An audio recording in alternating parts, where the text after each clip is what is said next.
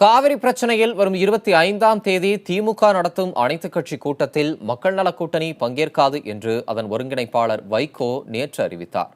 ஆனால் அனைத்துக் கட்சி கூட்டத்தில் பங்கேற்பது குறித்து நாளை அறிவிக்கப்படும் என மக்கள் நலக் கூட்டணியில் அங்கம் வகிக்கும் விடுதலை சிறுத்தைகள் கட்சி அறிவித்துள்ளது. இதனால் கூட்டணி தலைவர்களிடையே கருத்து முரண்பாடு ஏற்பட்டுள்ளதாக தெரிகிறது. இந்த அனைத்து கட்சி கூட்டம் என்பது ஊரை ஏமாற்றுகிற வேலை. ஆகவே இதில் நாங்கள் கலந்து கொள்ளப் போவதில்லை. நேற்றைக்கு நடைபெற்ற 4 கட்சிகளினுடைய கூட்டணி தலைவர்களுடைய ஆலோசனை கூட்டத்திலும் இந்த கருத்தை பகிர்ந்து கொண்டோம். 25ஆம் தேதி நடத்துவதாக திமுகவினுடைய பொருளாளர் கூட்டுகிற கூட்டத்தில் பங்கேற்பது உசிதமல்ல.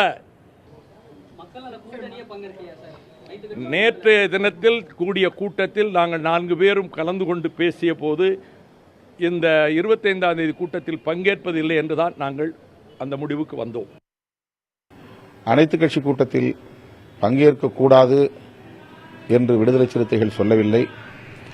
அனைத்து கட்சி கூட்டத்தில் பங்கேற்க வேண்டும், அது பொது பிரச்சினை தான் என்று நாங்கள் வலியுறுத்தியிருக்கிறோம். இந்த நிலையில் பெரும்பான்மை என்கிற அடிப்படையில் மக்கள் நலக் கூட்டணி பங்கேற்பதில்லை என்று அறிவிக்கப்பட்டிருக்கிறது. என்றாலும் எங்கள் கட்சியின் முன்னணி பொறுப்பாளர்கள் நாளை கூடி இது குறித்து பேச இருக்கிறோம். நாளை அதிகாரப்பூர்வமாக இது குறித்த அறிவிப்பை வெளியிடும்.